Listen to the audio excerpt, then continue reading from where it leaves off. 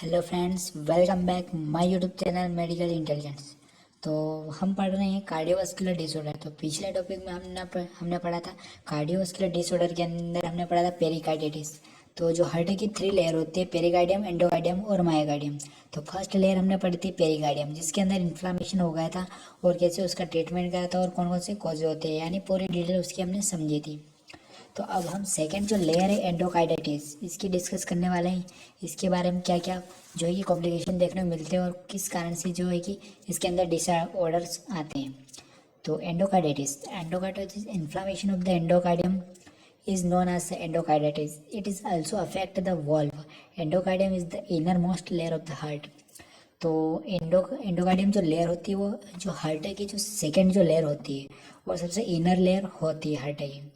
और इसके अंदर क्या होता है कि इन्फ्लामेशन हो जाती है, जिसके कारण इसको एंडोकार्डिटिस कहते हैं। और ये जो वॉल्व होता है, जो वॉल्व होते हैं उनको भी ये जो है कि अफेक्ट करती है, उनमें भी जो है कि इन्फ्लामेशन हो सकता है इसके कारण।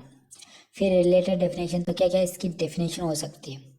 तो यहाँ पर इसके अंदर फर्स्ट है एंडोकार्डाइटिस। तो एंडोकार्डाइटिस की पहली डेफिनेशन है inflammation of the inner most layer and valves of the heart is known as endocarditis. तो फर्स्ट तो जो इसकी सिंपल जो है कि डेफिनेशन हुई। फिर एक्यूट बैक्टीरियल एंडोकार्डाइटिस, तो बैक्टीरिया के कारण अगर इसके अंदर इन्फ्लामेशन होगी तो किस प्रकार से इसकी डेफिनेशन होगी। तो this type of endocarditis is the caused by highly violent organism such as streptococcus aureus. तो यहाँ पर जो ये वायरस है स्टेप्नोकोकस, जिसके कारण अगर इन्फ्लामेशन होगा तो कुछ इसकी डेफिनेशन इस प्रकार से होगी। फिर थर्ड नंबर पे यहाँ पर सबक्यूटियक बैक्टीरियल एंडोकार्डाइटिस। तो ये जो बैक्टीरिया सबक्यूटियट, इसके कारण यहाँ पर इन्फ्लामेशन होगा तो इस प्रकार से इसकी डेफिनेशन होगी। It is the cause by the comparative low virulence bacteria such as streptococcus variants. तो इसके कारण इन्फ्लामेशन होगी तो इस प्रकार से यहाँ पर इसकी डेफिनेशन होगी।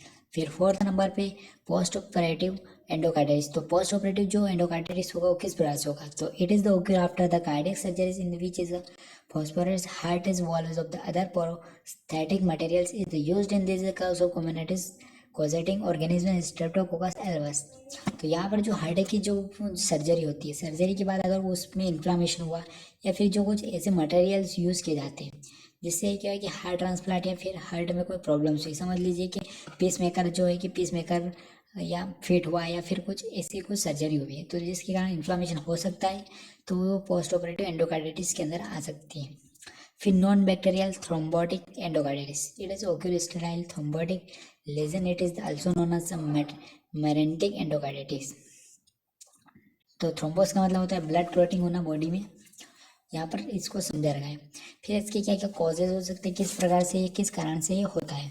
तो for bacteria endocarditis mainly following micro organism are responsible. तो कुछ माइक्रो ऑर्गेनिज्म होते हैं जो इनके अंदर जो बैक्टीरियाज होते हैं उनके कारण एंडोकार्डाइटिस हो सकता है। तो यहाँ पर कुछ बैक्टीरियाज जो होते हैं और जो माइक्रो ऑर्गेनिज्म होते हैं उनके यहाँ पर जो है कि नेम दे रखा है स्ट्रेप्टोफाइलोकोकस एन्यूरिज्म, सारे यहाँ पर बैक्टीरियाज दे रखे हैं, नोट आउट कर सकते हैं आप। फिर इसके रिस्क फैक्टर दे सकते हैं। तो क्या क्या इसके रिस्क फैक्टर होते हैं, तो यहाँ पर होता है rheumatic fever.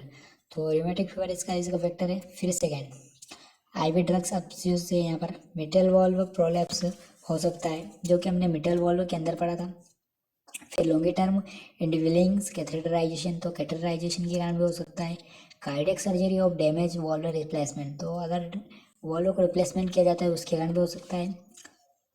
Presence of congenital heart disease, अगर यहाँ पर किसी को जेनेटिक्स जो डिसीज होती है उसके कारण भी हो सकता है, यानी कि जेनेटिक डिसऑर्डर के कारण भी हो सकता है। प्रीवियस एपिसोड में एंडोकार्डाइटिस, तो जो कि हमने एंडोकार्डाइटिस के अंदर पढ़ा है। Presence of skin source surgeon dental procedure immunosuppression etc, तो इन कॉसेज के कारण यहाँ पर इसके अंदर इन्फ्लामेशन हो सकता है। फिर क्लिनिकल मैनिफेस्टेशन, तो क्या क्या इसके सिम्टम्स हमें देखने को मिलते हैं। तो फर्स्ट है यहाँ पर फीवर एंड चिल्स, तो फीवर हमें देखने को मिलेगा सबसे पहला सिम्टम। फिर सेकेंड हमें यहाँ पर देखने को मिलेगा डिस्पनिया, डिफिकल्टी होगी ब्रीथिंग में। फिर शॉर्टनेस ऑफ ब्रीथिंग, तो शॉर्टनेस ऑफ ब्रीथिंग हो सकती है। मलाइसिया हो सकता है, एनोरेक्सिया हो सकता है, वेट लॉस हो सकता है, बैक पेन हो सकता है, स्प्लोमेगली हो सकता है, पेन इन जॉइंट हो सकता है, कोल्ड एक्सट्रीमिटीज हो सकता है, पेचेस हो सकते हैं, presence of sphincter haemorrhage in nail and beds, तो हेमोरेज हो सकता है, ब्लीडिंग हो सकती है, or slurs, nodes, appearance of the painful and nodular swelling on the plum of the finger, तो यहाँ पर स्वेलिंग हो सकती है, नोडल्स में स्वेलिंग हो सकती है। फिर Janeway lesion is presence of flat erythematous non tenders macules on the palm soles of the feet nose, तो यहाँ पर नोज और पाम जो हमारे हैंड के जो पाम्स होते हैं उनमें हमें जो है कि देखने को मिल सकते हैं। फिर diagnosis of the patient is done of the basis of the following, तो इस प्रकार से यहाँ पर इसका डायग्नोसिस किस प्रकार से करेंगे, किस पर पता लगाएंगे कि इसको एंडोकार्डिटिस ही हुआ है पेशेंट को। तो सबसे पहले ब्लड एग्जामिनेशन करेंगे, जिसके अंदर सीबीसी यहाँ पर हम लेंगे। फिर फिजिकल एग्जामिनेशन करेंगे।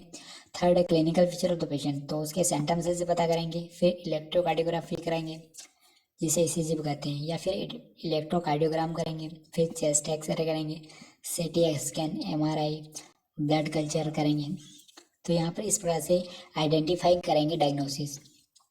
फिर यहाँ पर मेडिकल मैनेजमेंट, तो मेडिकल मैनेजमेंट के अंदर administer antibiotics such as penicillin, तो यहाँ पर हम मेडिकल मैनेजमेंट के अंदर एंटीबायोटिक्स उसको प्रोवाइड करेंगे। फिर स्ट्रेप्टोमाइसिन यहाँ पर प्रोवाइड करेंगे। एंटीपायरेटिक ड्रग्स जो है कि फीवर के लिए होते हैं। एनाल्जेसिक जो है कि पेन रिलीफ के लिए होते हैं। फिर नर्सिंग मैनेजमेंट, तो यहाँ पर नर्सिंग मैनेजमेंट हम जो है कि जनरली करते हैं वो यहाँ पर जो है कि मेंटेन करेंगे। वाइटल साइनेसिस करेंगे, general health status, breathing pattern, cardiovascular status, सारे यहाँ पर जो है कि हम नर्सिंग मैनेजमेंट अप्लाई करेंगे। यहाँ पर सारे नर्सिंग मैनेजमेंट देख सकते हो। तो यहाँ पर हम नर्सिंग मैनेजमेंट प्रोवाइड करेंगे। फिर आगे बढ़ते हैं। फिर हम यहाँ पर हेल्थ एजुकेशन टू पेशेंट, तो हेल्थ एजुकेशन प्रोवाइड करेंगे हम पेशेंट को। मेंटेन प्रॉपर ओरल हाइजीन, तो ओरल हाइजीन के लिए पेशेंट को जो है कि एजुकेशन देंगे। Take all the prescription medication regular, तो डॉक्टर के द्वारा जो प्रिस्क्रिप्शन की गई मेडिकेशन उसको जो है कि रेगुलरली लेना है। इफ़ एनी एबनॉर्मल सिम्टम है से immediately contact to the doctor, तो कोई भी आपको ऐसा सिम्टम से दिखे तो तुरंत डॉक्टर से आपको मिलना है। Use soft toothbrush of oral hygiene, तो ओरल हाइजीन मेंटेन करना है। He should be instructed to the take prophylactic antibiotics regularly as a prescription by the doctor before or after any dental procedure or any other surgical procedure, तो यहाँ पर regularly antibiotic को जो है कि लेना है और डॉक्टर की प्रेस्क्रिप्शन के बाद ही लेना है। और यहाँ पर जो डेंटल प्रोसीजर है वो उसकी अगर कोई सर्जरी हुई है तो उसका भी ध्यान रखना है। फिर सर्जिकल मैनेजमेंट, तो सर्जिकल मैनेजमेंट के अंदर डैमेज वॉल्व रिप्लेसमेंट, तो यहाँ पर डैमेज हुआ है अगर वॉल्व है तो उसको रिप्लेसमेंट करेंगे। फिर अगला है हमारा र्यूमेटिक फीवर, तो हम अगले टॉपिक में पढ़ेंगे र्यूमेटिक फीवर। तो आज का हमारा जो टॉपिक है एंडोकार्डिटिस वो कंप्लीट हुआ। अगर इसके नोट्स चाहिए तो हमारे टेलीग्राम चैनल पर मिल जाएंगे जहाँ से आप ले सकते हो। ऐसे ही अगर इसकी प्रैक्टिस के लिए आपको हमारे चैनल पर मिल जाएंगे जहाँ पर आपको भाई इसकी प्रैक्टिस भी कर सकते हो। इसके अंदर से कौन कौन से इंपॉर्टेंट क्वेश्चन निकलेंगे, तो आप एग्ज़ाम की तैयारी भी इसी से कर सकते हो। तो हमारे वीडियो लाइक करिए और चैनल को सब्सक्राइब करिए।